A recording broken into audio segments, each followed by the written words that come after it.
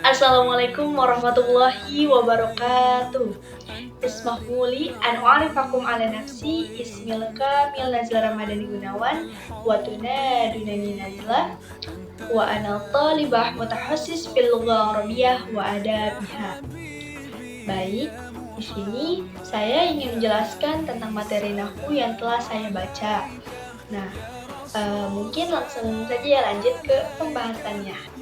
Seperti yang kita tahu sendiri, orang yang belajar bahasa Arab itu terbagi menjadi dua bagian. Yang pertama, ada orang yang belajar bahasa Arab dan yang kedua, ada orang yang mempelajari ilmu bahasa Arab. Nah, untuk kategori yang pertama sendiri ada 4 hal yang biasanya diperhatikan. Yang pertama, maharatul istima, keterampilan mendengar. Yang kedua, maharatul kalam, keterampilan berbicara bahasa Arab.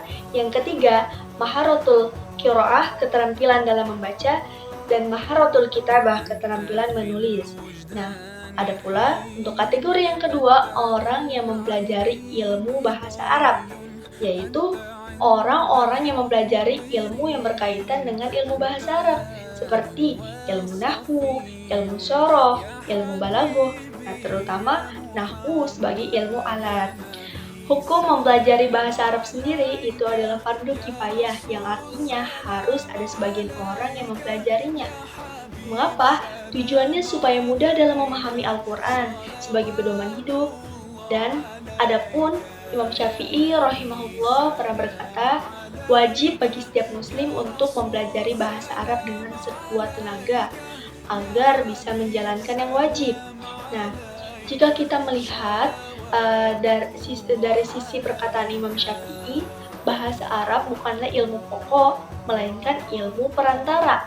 Jadi, kalau tujuannya itu wajib, maka mempelajari bahasa Arab hukumnya wajib. Seperti ada orang yang ingin melakukan suatu kewajiban seperti memahami bacaan zikir dan bacaan sholat, maka hukumnya wajib. Dalam suatu kitab, Al-Hukmu Syar'i li Ta'limil Lughah Arabiyah, hukum syariat untuk mempelajari bahasa Arab, yang ditulis oleh Bapak Nuri Hasan Hamid. Beliau adalah seorang guru besar di Rosa Islamiyah dan bahasa Arab di Libya. Dijelaskan di dalam buku tersebut tentang hukum bahasa Arab, menjelaskan bagaimana hubungan bahasa Arab dengan ilmu syariah, ilmu qiraah, ilmu tajwid, ilmu waqf wal ibtidah, dan hubungan bahasa Arab dengan ilmu tafsir dan lain sebagainya. Mengenai cikal bakal ilmu nahwu, hampir semua pakar linguistik Arab sepakat bahwa gagasan awal yang kemudian berkembang menjadi ilmu nahwu muncul dari Sayyidina Ali bin Abi Thalib karramallahu wajhah saat beliau menjadi khalifah.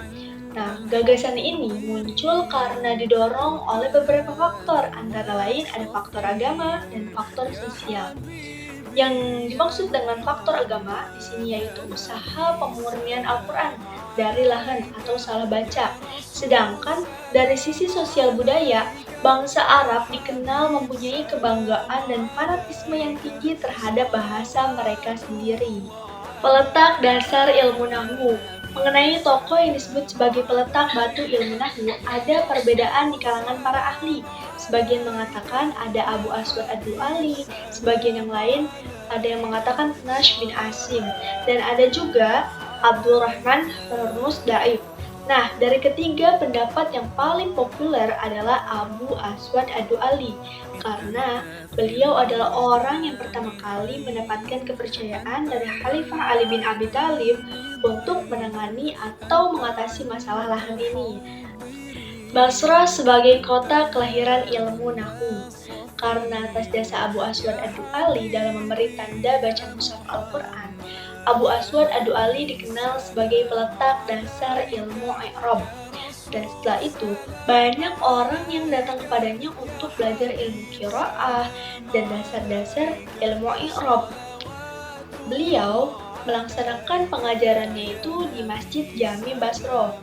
Nah, dari situlah awal mula kota Basra dikenal sebagai kota kelahiran ilmu nahwu. Adapun tokoh-tokoh nahwu Basrah pada generasi pertama, yaitu yang pertama ada Ibnu Abi Ishaq, yang kedua ada Isa bin Umar Asy-Syakafi, yang ketiga ada Abu Amr bin A'la, dan yang terakhir itu ada Yunus bin Hubayb. Nah, untuk mazhab-mazhab nahwu sendiri itu ada 5. Yang pertama ada mazhab Basrah, yang kedua itu ada mazhab Kufah, yang ketiga ada mazhab Baghdad, dan yang keempat mazhab Andalusia, dan yang terakhir itu ada mazhab Mesir. Nah, jika diibaratkan ya, mazhab Basrah ini sebagai ibu, mazhab Kufah itu sebagai bapaknya, sedangkan yang lain seperti mazhab Baghdad, mazhab Andalusia, mazhab Mesir itu adalah anak-anaknya. Nahwu dan hadis.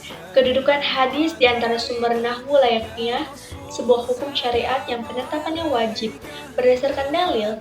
Nahwu yang merupakan kaidah bahasa Arab dan menjadi perangkat penting dalam memahami dalil-dalil syariat, Al-Quran dan Al-Hadis mesti juga bersumber dari dalil yang otoritatif. Karenanya, memahami dan mengkaji usul an-nahwi yang merupakan kajian sumber kaidah nahwu tidak kalah penting dari nahwu itu sendiri. Bukankah untuk menghasilkan buah manis dan pohon yang kokoh mesti berasal dari akar yang bagus? Dan usul an-nahwi adalah akar dari ilmu nahwu itu sendiri, pohon yang bernama kaidah bahasa Arab. Menurut Afaf Hasanain, ada 4 dalil yang sering digunakan ahli bahasa dalam penetapan kaidah nahwu. Yang pertama, ada dalil nakli, yaitu sima, yaitu menggunakan Al-Quran, hadis Nabi, dan perkataan orang Arab, baik itu berupa syair maupun nasr. Dan yang kedua, yaitu ada dalil qiyas. Yang ketiga, ada ijma, dan yang keempat yaitu dalil istishab al-hal. Lain halnya dengan Ibnu Jinni dalam kitabnya Al-Hasais, ia mengungkapkan bahwa dalil nahwu hanya ada 3, yaitu ad-dalil naql, qiyas, dan ijma. Sedangkan Ibnu Al-Anbari menyebutkan dalil nahwu adalah dalil naqli, qiyas, dan istishab al-hal. Beliau tidak menyebutkan ijma sebagai sumber dalil menurut Imam Al-Suyuti. Tidak disebutkannya ijma Ibnu Al-Anbari sebagai salah satu dalil nahwu menandakan ia berpendapat bahwa ijma bukanlah dalil dalam penetapan kaidah nahwu. Nah, akan lebih mudah dalam membandingkan posisi hadis sebagai sumber kaidah dengan sumber yang lainnya, yaitu pertama ada sumber manqul yang berdasar pada Al-Quran dan ragam bacaan, hadis Nabi, dan perkataan orang Arab. Dan yang kedua itu ada sumber makul, yaitu ada qiyas, ijma, dan istishab, dan aliran pemikiran nahwu. Mungkin cukup sekian yang bisa saya jelaskan, kurang lebihnya mohon dimaafkan karena saya masih dalam tahap pembelajaran. Billahi taufiq wal hidayah. Wassalamualaikum warahmatullahi wabarakatuh.